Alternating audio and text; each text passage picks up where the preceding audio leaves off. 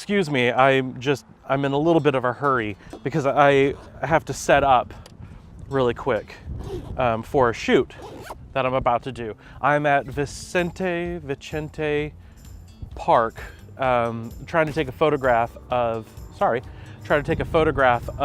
a lighthouse.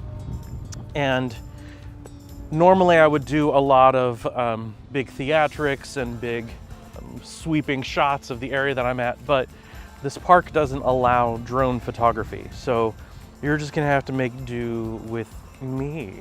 But while I'm setting up, just wanted to let you guys know that I had originally recorded this episode a couple of days ago, and I'd went to Laguna Beach and taken this really wonderful image. And whenever I got home and looked at said wonderful image, it was not as wonderful as I had hoped it would be. In fact, it was crap. What it was I had finished hiking for like an hour up this hill, and y'all didn't just see me blow into this thing. I just finished hiking up an hour and I was exhausted, I was dehydrated, and I wasn't thinking clearly, and I thought I'd taken this image that was really great. It wasn't. And I knew that I was having problems with dehydration because whenever I got home later that night, I was having a really bad headache. So I knew that something was not right, and I didn't bother editing my images until the day after, and when I looked at them, they were awful. I've never been here before. This is my first time coming here, so you're gonna be experiencing this whole place just like I am, so in a rush. But within that episode, I recorded a little lesson on filters. That part is good and true, so I will play it for you now. All right, so I've got everything set up. Only thing that I'm waiting on now is for that sun to set, and I've got about an hour before that happens. So I figured I'd take this time and talk to you guys about the #1 secret that no landscape photographer ever talks about in their videos or in their how-tos. Their #1 secret is this guy right here, the ND graduated filter. Now, what does this do? Oftentimes you'll see the sky being blown out and the ground look normal, or the sky will look normal but the ground will be all dark, and your subject is everywhere in between. This stops the light down anywhere from 1 to 3 to 4 depending on the strength of the filter, but it slows the light down enough so that way it produces an even exposure all the way across the image. If I were to hold this up to here, you can, well, you've got a pretty good image there because the sun's hiding behind clouds right now, but you should be able to get a better idea of whenever I put the filter over here, like so. You can sort of see the clouds a little bit better, right? So imagine that over my lens. The one that I lean on most is this guy right here. This is a 3-stop medium grad filter. So what does that mean? It means it slows the light down at the top half by 3 stops faster, or slower I should say, than the bottom half. The bottom half is optically clear.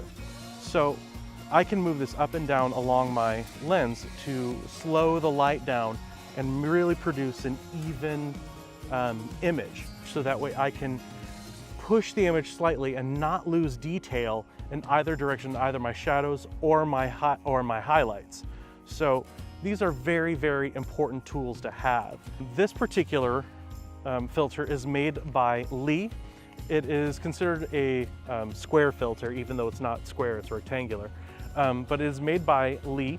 Lee filters are the best in my opinion. They are not too expensive, but they're not cheap either. They are all handmade. They are all good quality. Each of their filters, I should say, are optically clear and optically perfect when they leave their factory. They're about $100 a piece, depending on which filters you're getting. You really do get what you pay for. There are cheaper brands out there that you could start with. There are different sizes, there are different shapes. They come in different varieties and flavors. really it just depends on you and what you want to do. For me, these work the best, in my opinion. You'll see a lot of landscape photographers using these, and I always thought, why don't photographers talk about these? I don't know, but this is the #1 trick that hardly anyone talks about.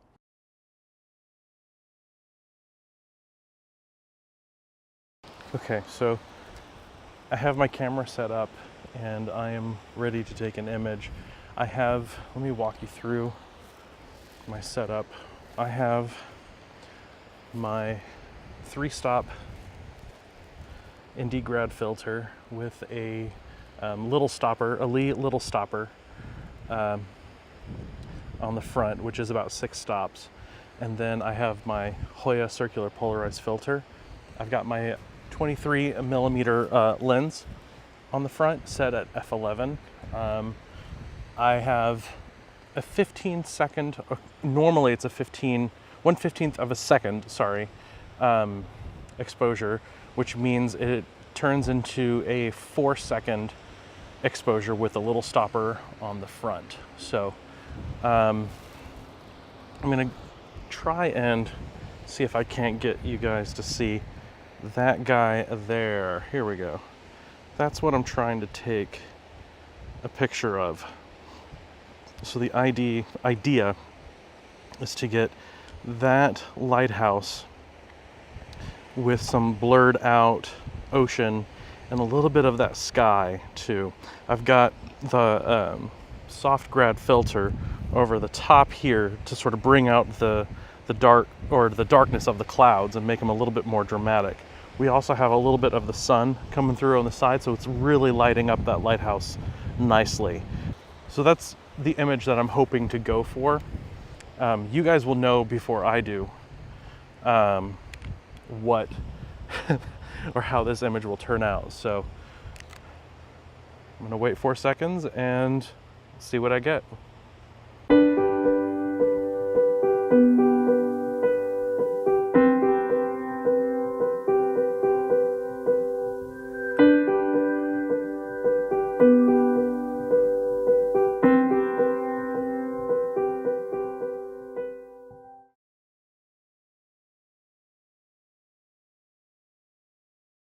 Well, folks, I had this grandiose idea of ending this video with me packing up my gear, walking off into the sunset, and then me ending up in the Jeep going, well, goodbye, folks. Yeah, that didn't happen. After I took that last image, I looked up and I saw about 25 yards down that fence line where I was shooting, there was another photographer and a model. The photographer had the model over the fence where I was at, the protective barrier, and about 1.5 feet away from the edge of the cliff. Now, if you look in that photo, that's about a 30 to 40 foot drop down into the ocean with a lot of rocks and boulders and things. So if she had fallen, she would have definitely been killed. And it's been really dry here lately because California's been in a drought for the last 7 to 9 years, depending on whose opinion you get. But it's been so dry that the land around our coast has been very dry and brittle. So much so that it's been breaking off and falling into the ocean. The city where the lighthouse was at has actually been considering pulling that fence back inland about 3 feet because it's been breaking off so often.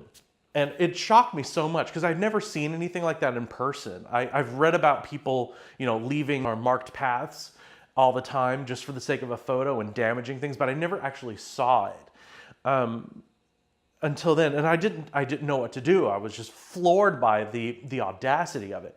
So I decided, okay, I'm gonna pack up my gear, and if by the time I'm done packing up my gear, if they're not gone, I'm gonna have to say something. And I took my time. I took about 20 minutes to put my gear up, and they were still there shooting away. So finally, I took all my gear, and I walked up to him, and I said, listen, guy, from one photographer to another, what the hell are you doing? And I laid it out for him. I was like, you're putting your model's life in danger. You're putting your sake of getting a photo over someone else's safety. I said, these fences are there for a reason, to prevent people from going over and falling into the edge. Not to mention, those barriers are also there to protect the wildlife and protect the environment. The flowers that she was standing in, like there was a ton of shrubs and whatnot with flowers in it.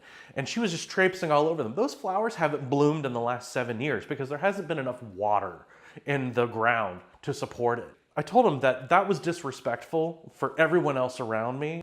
And it shows a lack of regard for safety and caring for the environment. You need to get your model over back into the walk area, into the designated path, and get her out of harm's way, because what he was doing was irresponsible and reckless. Guys, too often in the last couple years have I seen in the news people leaving marked paths and going off into nature and destroying things that have been there for millions of years just for the sake of an Instagram photo. Not only are they destroying things, but they're also risking their lives. Here's a couple of examples right here.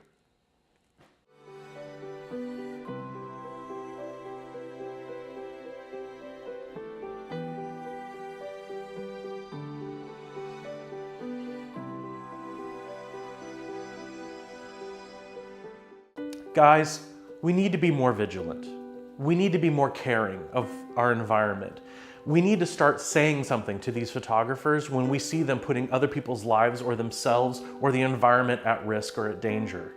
We need to be active in this. The environment can't stand up for itself.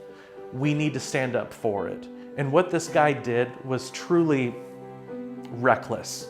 He was putting people in danger, things in danger, the environment in danger, all for the sake of a photo because he thinks it's gonna make $1 million. And frankly, it's not. That is my call to action to you. Please, please, if you see something, say something. It's people like that that cause irreparable damage, that give us a bad name.